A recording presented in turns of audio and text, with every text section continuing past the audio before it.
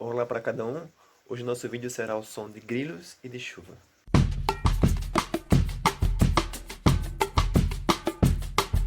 Estamos aqui hoje em mais um vídeo aqui para a Bodega Literária, dessa vez para o projeto Raízes Lendo Brasileiros, que é um projeto que a gente teve lá desde 2016, né, quando eu criei, assim que comecei o canal, para tratarmos sobre livros nacionais aqui no Bodega Literária, né? Uma forma de incentivar a leitura de grandes clássicos de autores brasileiros, coisa que eu sentia um pouco de dificuldade, tanto minha na época, como também da maioria das pessoas que falavam comigo, né, de amigos e conhecidos, e até mesmo de alguns seguidores nos canais, que sempre reclamavam da questão da dificuldade, do difícil acesso, ou até mesmo da certo preconceito que essas obras clássicas da literatura brasileira provocam, né, no primeiro leitor que não está tão acostumado com os nossos clássicos do Brasil.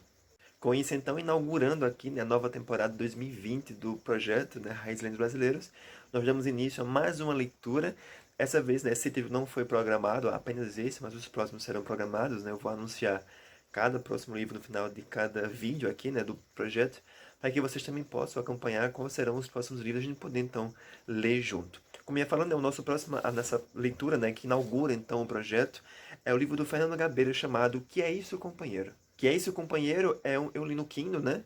Esse livro está de fácil acesso lá no, em e-book, lá no, na Amazon, né? Através do Kindle, né? Da loja da Kindle. E vocês também podem procurar também em sebos, né? Em vários, até sites mesmo, de fácil acesso para vocês comprarem ou baixarem.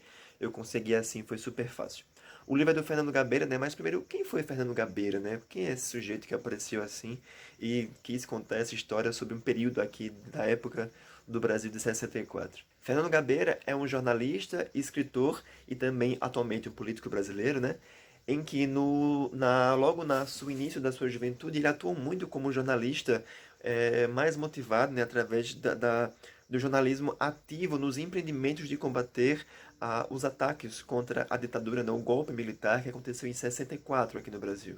Com isso, então, né, ele se tornou um sujeito bastante conhecido ali na roda dos amigos jornalistas e dos próprios políticos da época, né, ali das classes que eram contra as formas de repreensão do Brasil daquela época, em que ele trabalhava no jornal local, em que tinha vários periódicos, né, que tinha sérias críticas severas, né, contra os processos que a ditadura implicava durante os anos de 1960 a 1964. Então, por isso mesmo, se tornou um sujeito bastante conhecido e também muito odiado naquela época, o que passou então a ser uma figura bastante conhecida, né, para a forma de que os seus inimigos, digamos assim, né, queriam então combater essa figura. Então, por isso que logo nas primeiras páginas a gente fica sem entender um pouquinho de quem foi realmente esse personagem, né? Porque o livro é uma autobiografia, digamos assim, né? Que ele vai contar sobre esse período. Então ele mesmo é o personagem dessa história, contando então ali o que passou durante esse período. Então no início nós conhecemos um pouquinho mais sobre ele, né? Ele ali muito ativista, como jornalista naquela época, com seus periódicos, né? Algumas críticas que ele recebia quanto ao que publicava. E só então, né? Conforme os capítulos vão avançando, né? As páginas vão avançando, é que vamos conhecer então em que meios então o Fernando vai se meter ali, né, atuante então nesse combate àquela repreensão da época. Lembrando que, né, o golpe militar se deu em 64, né, se deu porque, né, foi ali o auge, mas a gente sabe a partir de vários relatos históricos que o golpe sempre foi de poucos aos poucos acontecendo, né, e durou uma boa parte de várias décadas aqui da nossa história do Brasil. Então, o golpe foi de 64, né, onde acontece o auge dessa história, mas esse livro só foi publicado em 79, né, quando o Fernando Gabeira ele volta do exílio que passou, né, que ele foi para outro país, então ele volta para o Brasil e decide então que quer então contar, né, a sua versão, né, suas histórias desse período conturbado. O auge, então, né, de que o que é isso, companheiro, então, se dá realmente nesse empreendimento, nesse movimento de guerrilha, né, de vários intelectuais para combater, então, a ditadura local, né, mas também com o empreendimento de um grande auge que aconteceu naquela época, que era o sequestro, né, do embaixador americano, chamado Charles, acho que é Burke, né, Charles Burke, né, em prol, então, que um grupo ali de militantes quiseram então, né, sequestrar esse embaixador, né, em troca de que a política local, né, liberasse alguns companheiros que estavam presos ali, sofrendo várias torturas, né, e presos assim, sem dar notícia para a família, sem saber realmente por que foram presos, realmente, assim, como acontecia na época, por qualquer coisa, qualquer motivo, então você seria preso. Então o motivo principal era esse, né? Além deles publicarem, então, as suas cartas, né, que reivindicavam, então, os direitos ali das massas locais, né? Então era meio que uma ideia que deveria ser divulgada em jornais, em revistas, em mídias e tudo mais, né? Teria que ser lido isso e publicado e divulgado. Além então também dessa troca então desses parceiros que estavam presos sem motivo nenhum aparente, né? Somente por serem jornalistas ou então por estarem buscando, né, ou reivindicando algo na época que eles buscavam. Então, o auge da história, então, é porque então, o próprio Fernando Gabeira foi um dos, né, grandes ali nomes que se sucedeu como um dos líderes, né, para que esse sequestro pudesse acontecer. E essa é a melhor parte aqui da história, porque vai mostrar tintim por tintim como isso aconteceu, né, e é bastante curioso, então, como a história se desenrola, né, e como ela vai parar, né. Que foi, então, com isso, né, através desse sequestro que ele se tornou então famoso, né? Então, por ser ali bastante participante então da área militante da qual ele participava. Então, além de contar então um pouquinho dos relatos, né, desses grupos militantes que existiam na época, o Fernando Gabriel também vai nos contar como é que funcionavam então esses grupos, né, esses grupos organizados, como é que se davam então as manifestações até a revolta do 100, se eu não me engano, né, que aconteceu e várias pessoas participaram. E então ele vai contando tintim por tintim, né, como é que foi dado cada movimento, né, e como era que se organizava para que isso pudesse acontecer. E curioso então é que além de a gente conhecer então esses bastidores desses grupos que ali que existiam, também há então a questão de como era naquela época se sentir como alguém que se sentia perseguido, né, pela polícia local, né, pelos milicianos, para que você se sentisse realmente de uma maneira totalmente de uma vida estranha acontecendo.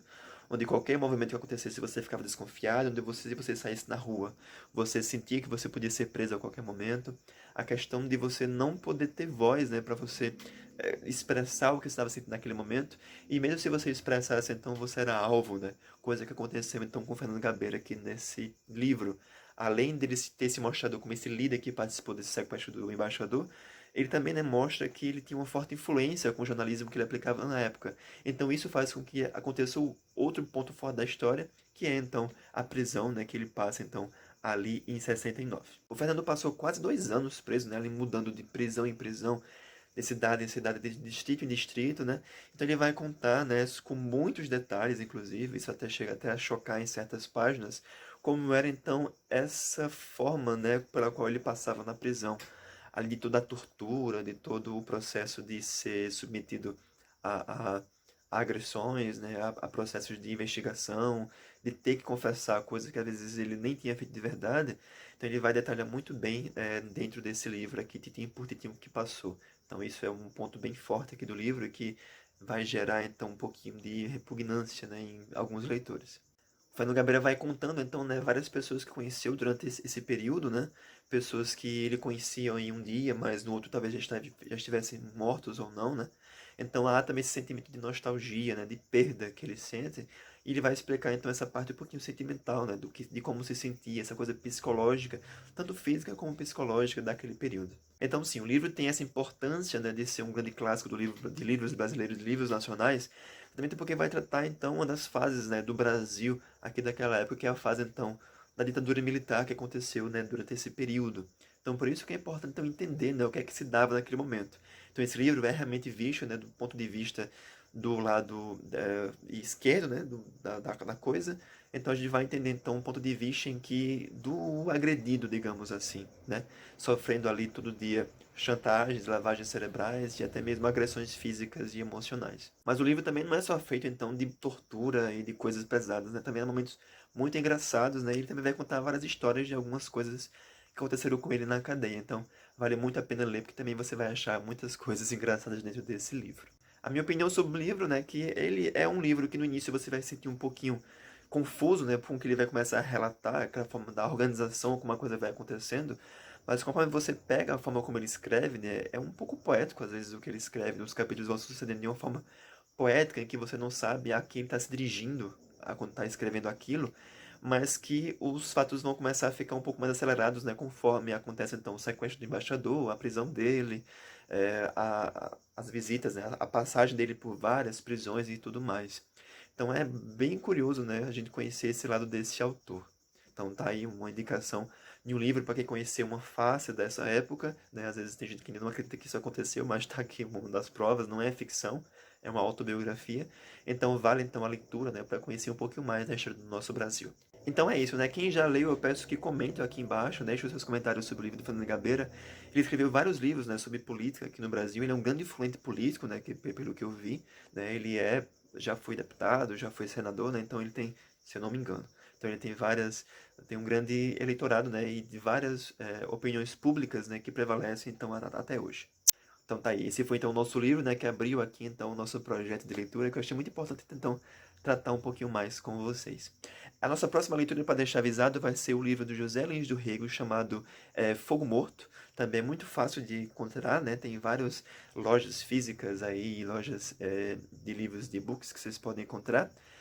Eu vou deixando as atualizações de nossa leitura, né, através dos canais lá do Instagram do Bodega Literária, vocês podem acompanhar lá então. E também vou anunciar quando será no nosso encontro para a gente poder comentar então sobre Fogo Morto. Então é isso.